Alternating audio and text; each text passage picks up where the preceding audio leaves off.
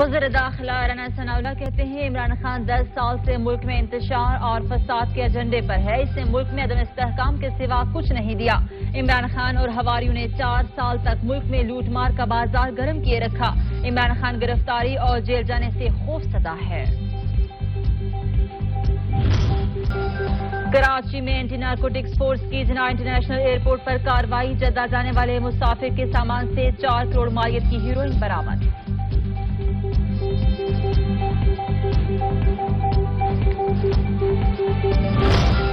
कोबाड़ो में रवानसी पुलिस की कामयाब कार्रवाई। 20 दिन कबल अगवा होने वाले चिन्यूट के ढोलची बाजियाब करवा लिए गए। डाकू ने चिन्यूट के रिहायशी ढोलचियों को शादी में ढोल बजाने के बहाने बुलाकर अगवा किया था।